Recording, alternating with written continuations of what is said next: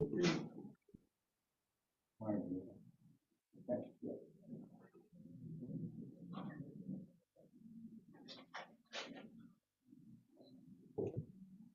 John, I'm a ship plumber. There's actually a tie-in between my shirt and the presentation. What? Just, Hang on. Let's. Go ahead. It's the remote. Oh, there, he's got it. don't be tense. And you'll see it as it goes along. This is a personal journey of mine.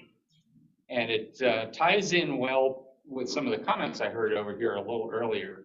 Boy, I'm glad I don't have to go after him. Well, the him is really where all of this started for me, because I got to a point where my hands and my brain couldn't produce what I wanted to produce.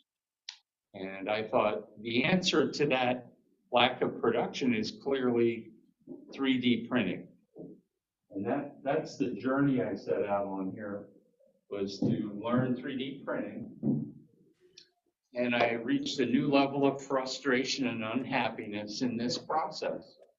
You may not have that result, but I found things out as I tried to work my way through the maze of 3D printing that are not written down anywhere.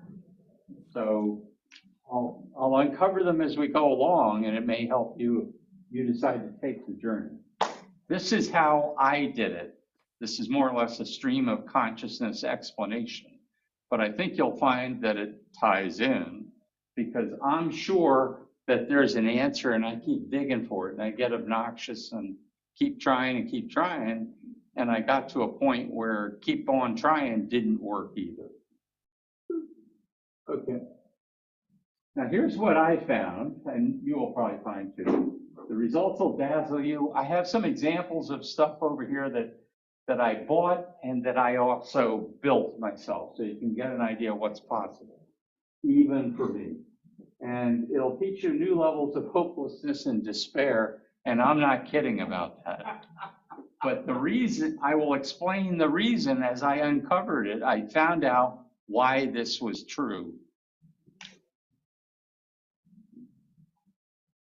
Okay, can't be all that bad. Well, don't call me Shirley.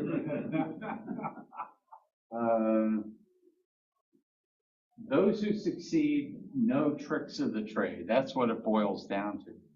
And many of us may not know those tricks of the trade. But here's the bottom line.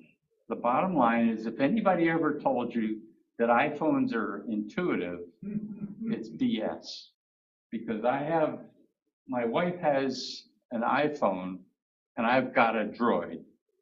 And when I try and work on her iPhone, I can't do it easily. I have to really think my way through the problem.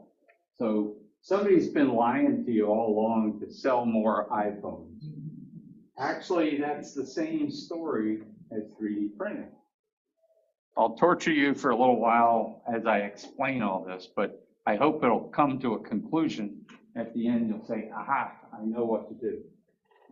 Now, to tie it back to why am I here and why am I not unhappy going behind genes, is that this is a way to recapture some of the delta between my capabilities and genes. I have a computer do the work.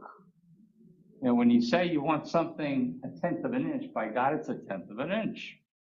I can't necessarily do that consistently. And that's one big deliverable on 3D printing. You can tell the freaking computer, I want this gun tub to be 1/10 of an inch in thickness, and it'll be 1/10 of an inch in thickness. So that's the hope at the end of the tunnel. Here's how the process works. It actually has several distinct steps to it. The first part is visualize what you want. Now this is, I think, pretty easy for ship modelers because we're used to visualizing things. And if you can develop a 3D model of what you're visualizing, then you give it to the printer. The printer sails through it and pops out the other end, at least in theory. So that's step 3. It's actually the easiest step of all.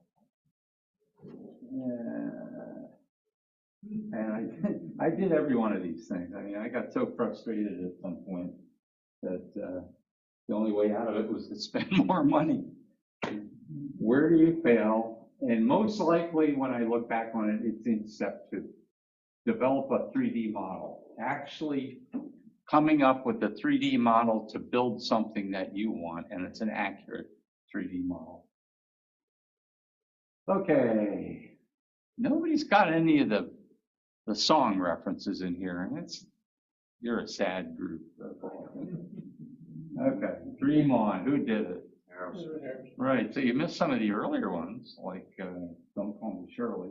What's that from? I got it, Shirley. Airplane, okay. Yeah, right. Just shout it out when you hear it. Shout it out. All right. You didn't tell us that. I did, the very first Ugress. You didn't pay attention. Points, you didn't say shout. Didn't pay attention. Okay, so Dream On.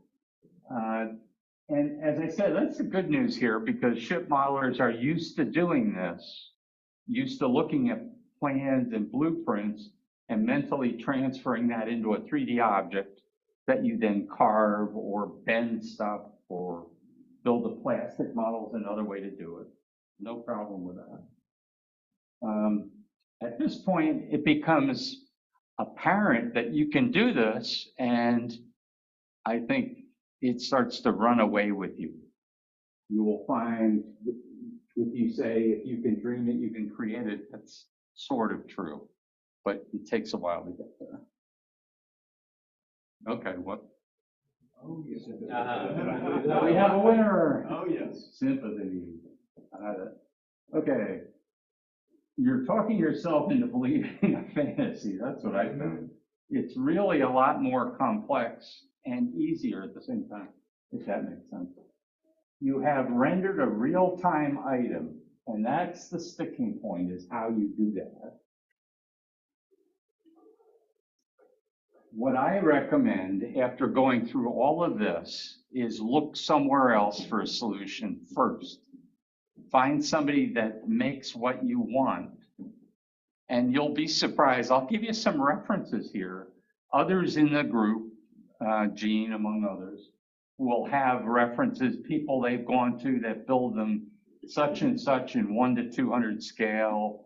And I personally model US Navy warships from about 1930 to 1945, and I know where to go to get many of the things I need if the kit I'm building doesn't have them.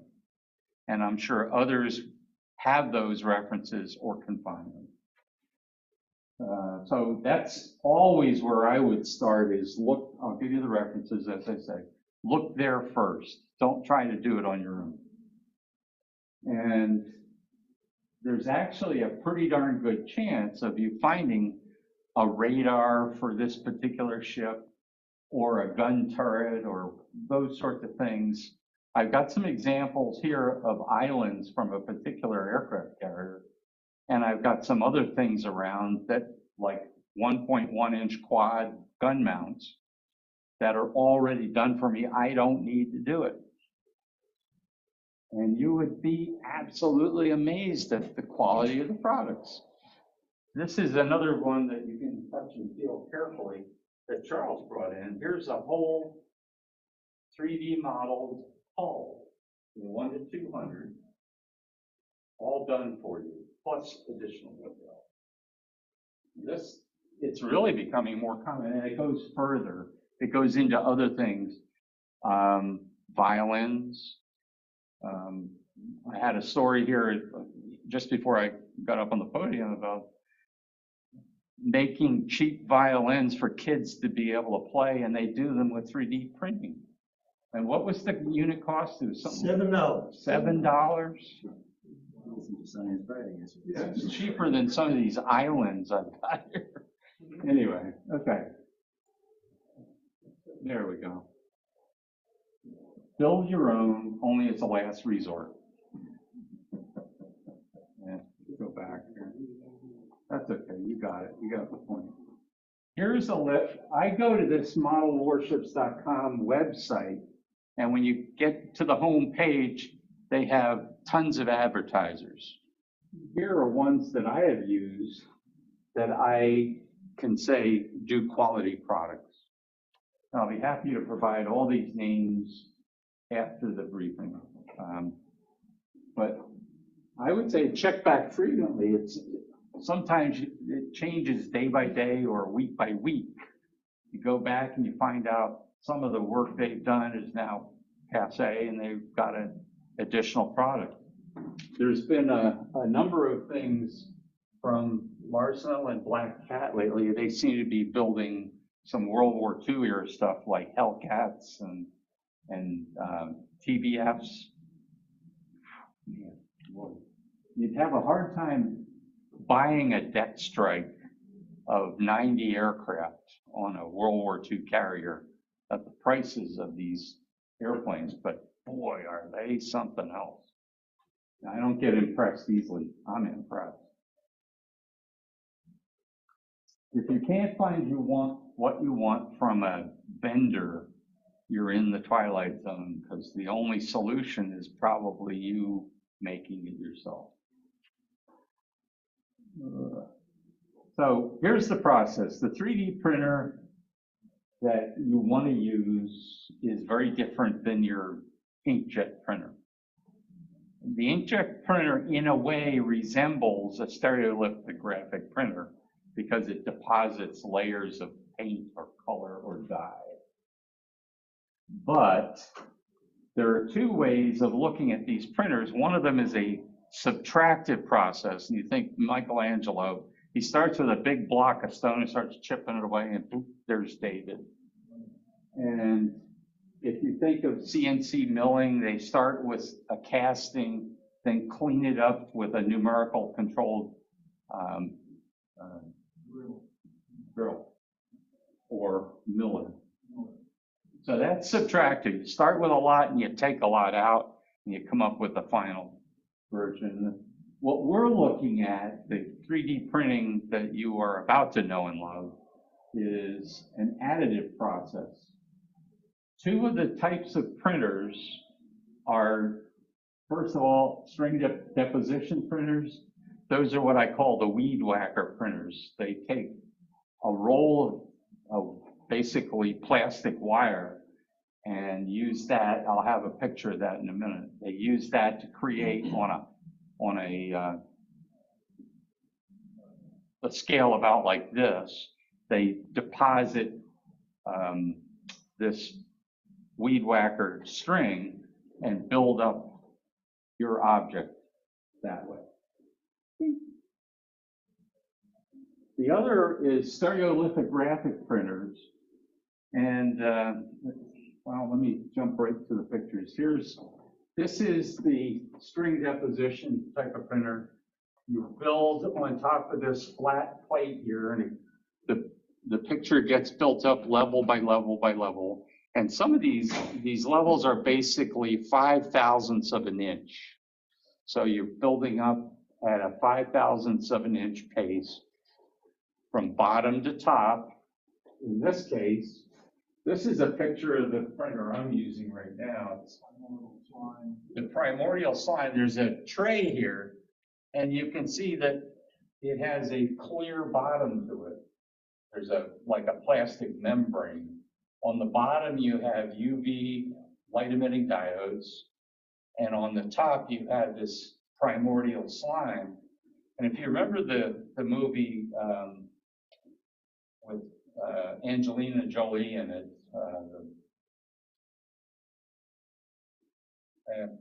she comes out of the primordial slime, and that's what this looks like. Your picture. Is that Laura Croft?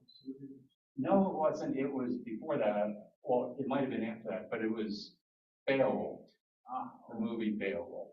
Okay, I hit the wrong. I jumped ahead. So there are two different ways of doing it. The better models I have over here are done with resin, which is the right-hand side of the printers over there. So is there a difference? Yes, there is. I don't know what Shapeway does now, but I know some of their earlier stuff was very rough. I have an example of it over here. And it's miserable to get it smooth. And in fact, I failed and quit on it because the plastic hardens and it's so difficult. It's almost like epoxy. You have to, epoxy is soft compared to this stuff. So, like, guess I'm getting out of range here. There we go. Now here's what drew me to these types of approaches. Oh, crap. Let me go back. Page up. There we go. I'm building and have been building for over years the USS Hornet for the Doolittle raid. And here's the sort of thing, when I look at this ship, it is different than its sister ships, but only in a few key places, but they're miserable enough that I have to fix it. This is one part. Here's the gun tubs for the 1.1-inch quad cannons. And you can see that there's a shelf on these gun tubs that I have not found on other gun tubs except for the Bofors, which are bigger in diameter. So for me, that's the challenge, is how do I replicate this gun tub for use on my version of the Hornet? I have an example of what I did, a few examples of what I did over there. Some of the other things are, you can see how thin these splinter shields and bullets are, and not the plastic kit parts don't do that. So that's one challenge. And here's another thing that's unique. There's a combination here. One of the gun tubs sits on top of a clipping room, and then there's a tower behind it for the director for this number 2 1.1-inch quad mount right there. The kit parts don't do that. There's no model, there's no real good model of the Hornet. They have some real good models of the Yorktown and the Enterprise, which are both the same class, but not the Hornet. So this led to my doing what I'm doing, trying to find out how I can produce these things that no one else is producing. So I took my own advice. I'm building things that no one else is building, and I've had some success, and some of them are only worth about $4,387 to have gotten to this point, but that's a tiny exaggeration, but you get the point. So you've chosen a printer. I like the resin printers. I like them better than the weed whacker type printers, but choose your own weapon, learn from it, and move on. I've made the choice. So what you're doing is you create a 3D file. I still haven't addressed that, where that comes from. But over here, you're bringing in a 3D file, and you're sitting at your computer with the slicer working now, and the slicer tells the printer how to build this object, this 3D object, 5/1000ths of an inch or so at a time as it builds up the layers. And you tell it other things, like how long to heat the UV diodes in order to cure the resin as you go up. And some resins need more curing time than others, some less. How fast you move up, how fast you go down. There's a lot of things that are in the slicer program. Fortunately, at least in my case, and I think a lot of others, this comes with the printer. So that's the easy part. The printer, the slicer cake. And there you go. So it tells you, it embeds in this file as it shoots it off to the printer. It embeds all kinds of things that tell the printer how to do its job.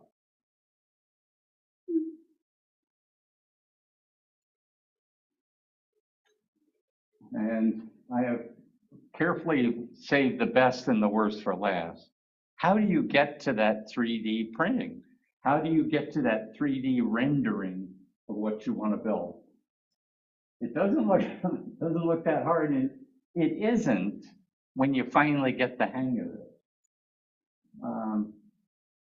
But that's where I really bogged down. I went through at least 6 programs, and some of them are very expensive, like the AutoCAD derivatives.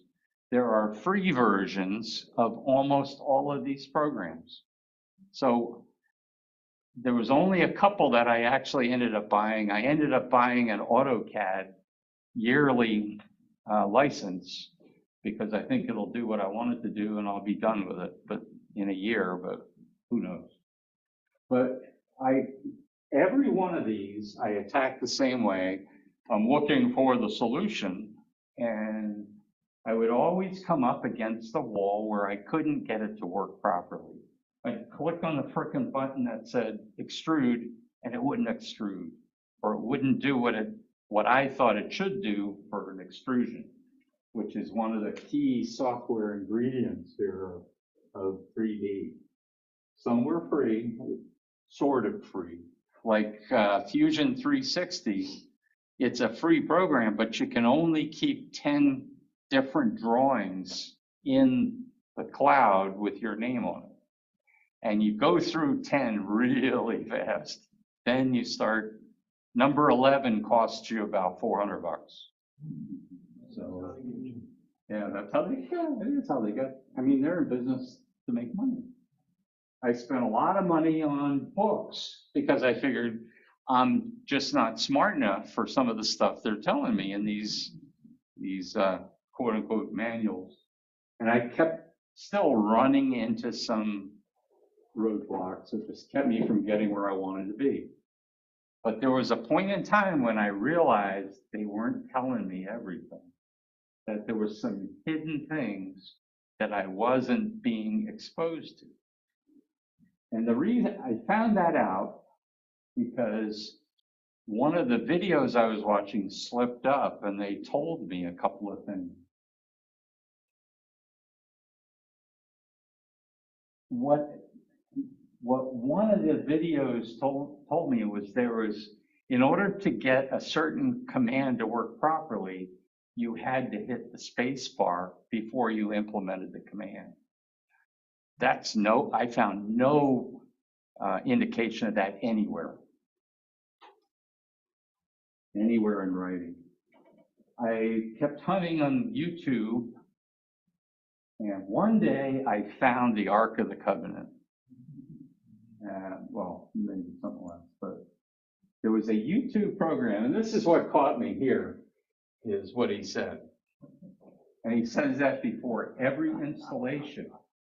But he also went into the whole discussion of frustration.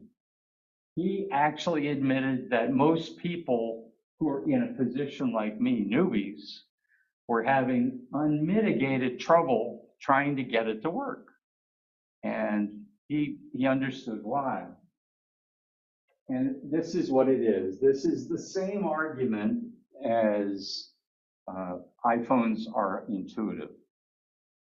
People have been using things like AutoCAD for years, and there are certain things they normally do that they don't need to be told to do before implementing some of the various software commands.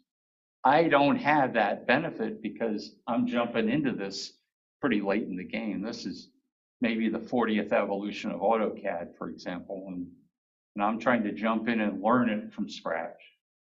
And the system is not made for people who want to jump in and learn it from scratch. That's what I'm telling you.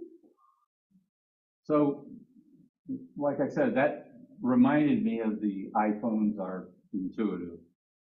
And I'm giving this to you for free, that if you go down this road, it took me months to figure this stuff out. Now, is it worth it is really the question. And the answer is, yes, it is, if you want to be good like Gene. And I say that seriously because, as I've said, if you tell it to build something a certain size, by God, that's what it's going to be. And this is your way, if you're like me and your brain tells your hands to do something and it isn't quite good enough, this is a way to make it quite good enough. I have examples here to prove my point, but that's what you buy when you do 3D printing. You actually get in there with the 3D rendering and tell it exactly, not kind of close, but exactly what you want that part to be like. Some of the parts I've replicated from the photographs you see here, I think make that point. You can decide if you're willing to get into it, and it's an uphill climb with some of the 3D programs for 3D rendering, but that's what you're looking to get on the other side is perhaps more responsive hands.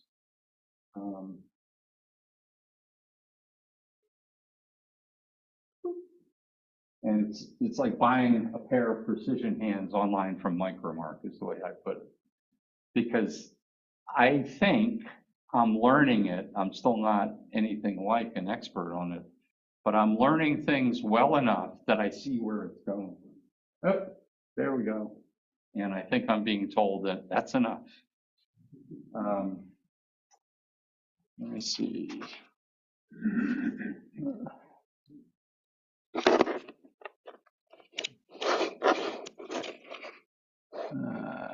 Boy.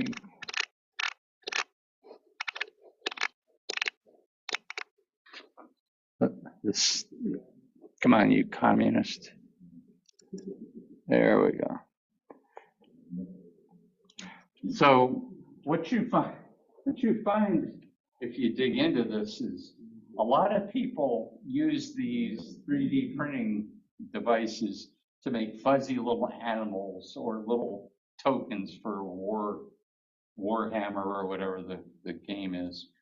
And there are lots of programs that can help you make that. Like Sean was looking at one for the figurehead on his boat there. How do you render that well enough for you to use it as a figurehead?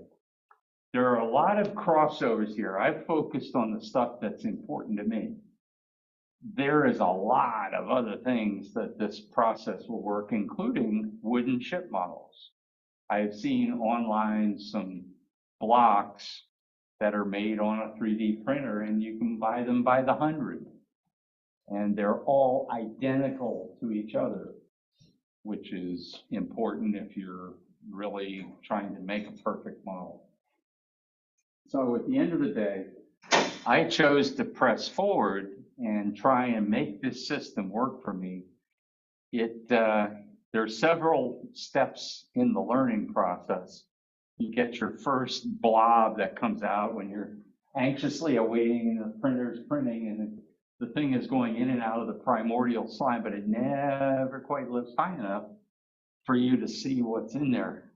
And then you get to the end of the time and you lift it up, it lifts up and there's nothing there. You take the tub of primordial slime out and you see a glob of burnt brownie in the bottom. And you don't know what went wrong. So you have to go back and figure out, was the plate just not clean enough, or variations of things? You learn a lot as you do this. But again, I hold out the vision for you that this is a way to make things better than I personally am able to make with these two hands and this brain. This really augments what I'm able to accomplish and maybe get as good as Gene in some areas.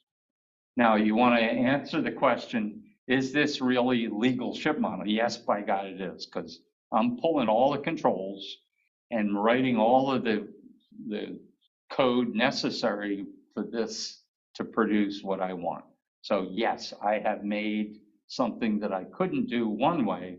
I made it another way, but I made it. So anyway, I'll take any questions you have, accepting the fact that I'm not perfect and I'm not yet fully accomplished in this. Anything I can answer, I will. Sir. After learning this thing all, but not as 3D, but as a GAPTA and 3D route, which is It's the same idea. That's a removal process. Yeah, right, but same idea, something It complicated, is. get it into the machine. It should come out. A big problem is that you take a couple of classes, but it doesn't teach me anything. Yeah. The thing is, how really do you learn the process of actually like a figure, a 3D figure? Right. Getting that into the computer. Now, it's not a problem, it shouldn't be a problem, make it once you have that. Right. Into machine language, you got programs for that. I mean, it's a difficult process to find out when you can actually start. It's not difficult to do two-dimensional things. Right. But to actually, you know, let's say you get from 2 dimensions to 3 dimensions, where do you actually learn that? That's Well, in the figurehead example you gave, you go online, you start looking for examples of figureheads. shape ways or something Yep. like that. Not And you shape can get ways. in there. Some of the 3D rendering programs allow you basically to take that as clay and move things around and get where you want to be in the printer. I think in 5 years, you're gonna see AI is gonna probably change all of that as well. You'll just say to the computer, hey, I want a figurehead of this, and it will render something. I'm not sure I have 5 years. But when Sean finishes his, he can then sell it. So he can actually make money, put it on Shapeways or whatever. Well, that's part of my problem. I don't like kids, you know. Most of them like to do stuff themselves. The answer to your question is, I have an engineering background and I've done engineering drawing in the past. So I go through the process of how do I make this in 3D? What key dimensions do I need to know? For example, some of the gun tubs there, what's the circular radius, the outer radius, and build it that way from scratch in 3 dimensions. You start with 2 dimensions, then extrude the circle up this way to the proper height, which is what's cool about this. You bring it up here, you hit the space bar, and then you type in exactly the number you want. Well, it's engineering drawings. But it's the same thing for figures, though. I mean, in the gaming realm, there are a lot of 3D software out there now where you start building a mannequin to what you want. The software will ask you, you want a female figure, you know, what kind of hair, and then it gives you a rough mannequin that you can start with, and then the pixels, you can start moving them to make changes to how you want to go and do it. I've only scratched it by, you know, an extremely small degree, because I am thinking about doing 3D rendering, because I don't think my carving skills will get me there. But there's a lot of programs out there that if you start kind of learning the basics, it allows you to start being able to be creative with it. I got a question about all of those programs. Is there enough standardization that you have to worry about file formats that are talking to each other? Or it's pretty probably well coordinated amongst the geeks that they do it? Nope, there's no reason for them to do that. They're making money out of these things, and the more proprietary they can make it, the better for them, and that's why they do that. If anyone wants to take me on with that, I'm happy. But once you pick a winner, you go with that winner and have it do everything. Like I'm using Fusion 360. That after all of the other. But your 3D talks to that without, I mean, what's the communication link between the 3D file you created and the printer? You tell, when you're in the 3D program, you tell it to export. Yeah, but And a there's a file drop-down- format for that. And a drop-down menu allows you to pick what format. The slicer says, I need to have one of the following formats.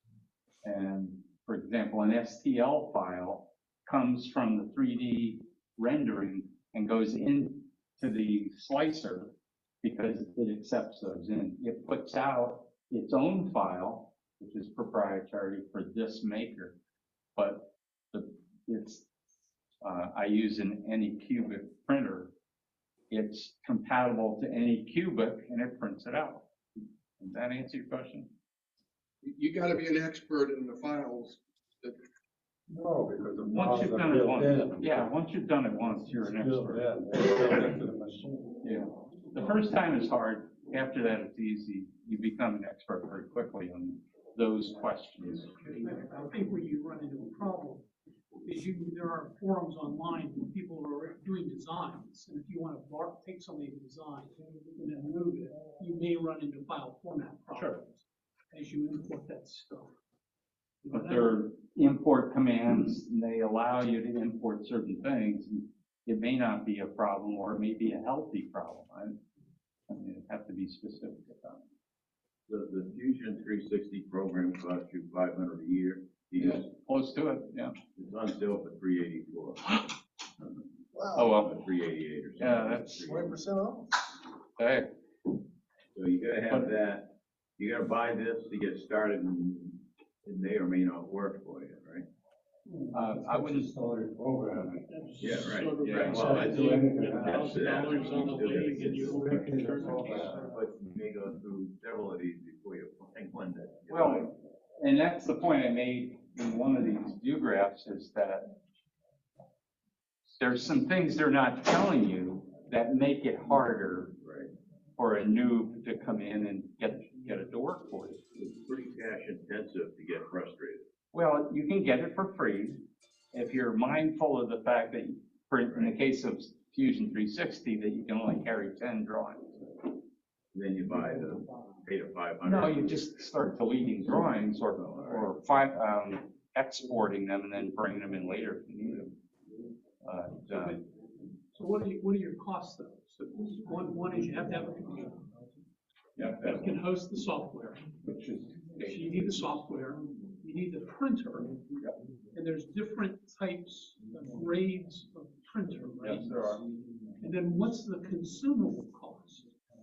You don't go to the grocery store and buy a memorial slide. $30 for 1,000 milliliters bottle. Where do you buy that? You can buy it online. Just type in.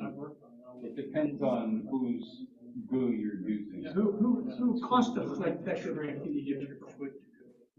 Is it cheap to get into this? No, it isn't. That's why I recommend you find someone else that makes what you want. Unless you're serious, very serious. And you want to sell it. That's another reason. Well, if you want to make money off it, then obviously, but for yourself, you know, to get a little program, you can buy something, a real nice car for $300. You're not gonna go close. I mean, in spite of all the effort that you're gonna put into it. My printer cost me about $350. That's a resin printer. That's still cheap, though. I mean, I'm looking at. If you get- how physically, If you get three guys to go together on it, I'm sorry. how physically big is it? Again, you have an issue of how big a model you wanna make. Okay. I'll show you a picture after we're done here, but physically mine comes with a cover on it, and it's about, I don't know, maybe 14 inches by probably 18 inches by 12 inches. Then I have another device that looks exactly like it, but you have an alcohol tank, and you put the part in it, and it washes it clear of the resin. Then you take that tank out and put a little turntable in and put the part on there, and it's got some more UV LEDs that cook it for 2 minutes, make sure it's good and cooked. So that's about exactly the same size. So the startup costs are not cheap. And everybody defines their own cheap. So I wasn't kidding too much by saying some of these parts cost about $3,487. It's probably not that much, but The big problem. Programming. and getting to be a master of it. Well, the programming. We're not pushing the edge of technology with some of the things we would do in here, people in this room. for ship modeling. So some of this stuff could be old. If you could get your hands on a 3-generation old AutoCAD, it's probably good enough for now. Sure, if you could do that. Or some of the other. Big thing is the programming. Once you have a program, getting it into the computer and all that, once you have the method down and stuff. Yeah. It's the programming. But don't you have limitations too on the printing process? I worked with a guy, and this was for the small chase boat in the Mariners Museum diorama that I did. And I wanted the boat scaled differently. We started talking about undercut problems that he had with the program. Yeah. To get the printer to print correctly at that scale, given the rendering that he had. So do you run into that? I haven't. There is a scale function that allows you to change, once you've got the 3D rendering done, you can scale it when you go to print it. I mean, the one thing to keep in mind, and this is slightly different, but when I was working, I bought like a CAD program for my computer machines that we had at work. And we had a yearly update, and 3-4 years later, the thing could do so much more, and there were so many more functions in it than when it started out with. And this is probably the same with this. Every year, you're undercutting back then. I put up in there, for us, for instance, if we cut something, we had to be very aware of the cutter, the end mill, cutting away stuff that, because it comes behind. 3 years later, they solved that in the program. So nowadays, when you talk about the undercutting back then, that may not be a problem now. The stuff changes every 2-3 years. It's much more advanced. Now, if you buy a yearly license to Fusion 360, those updates come automatically, and they come about every week. But it gets better all the time. Yeah. Stuff you may have had a big problem 2 years ago. Yeah. There's no problem now. You're in for a year, and whatever gets updated in a year goes into what you got on your desk. I assume others do the same thing. But the big problem, aside from the money, it's just the programming. Yeah. I mean, I've seen stuff, if you go on the model shipways, there are people selling these carvings, figureheads now, and I'm not sure it's 3D, they're wooden carvings, so obviously you gotta do it with a router. I mean, that's as good as any carving you'll ever see. But it's the programming, yeah. Any further discussion, or are we done? I think we're done. If you want to stop by my desk over here, I can show you some of the products.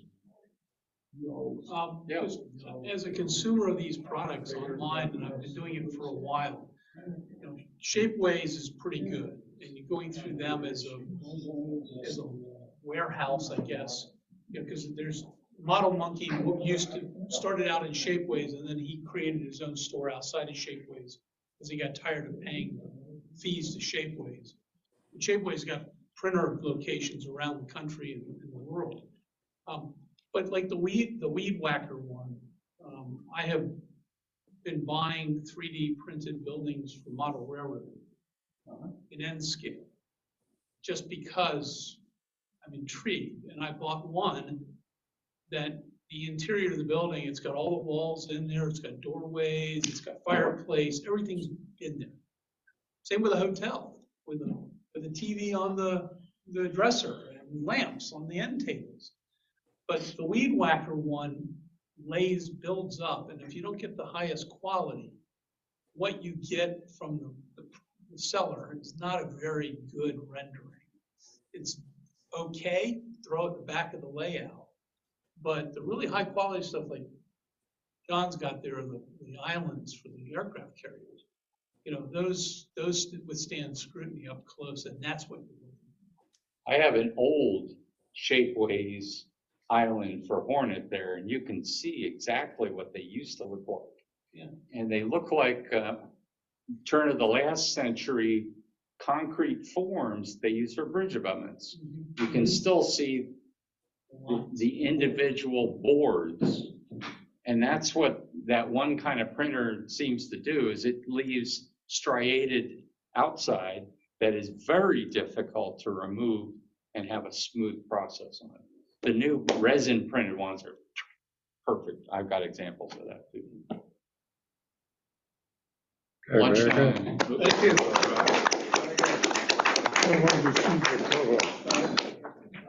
Excellent. Thank you very much. It was excellent.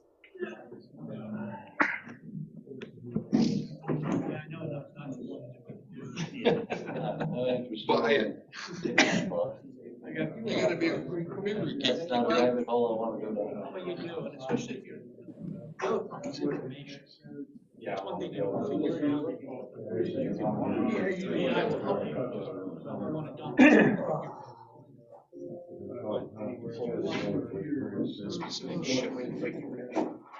Especially. The islanders, like, all those things. Or you guys, so you gotta find the right photos. I get it.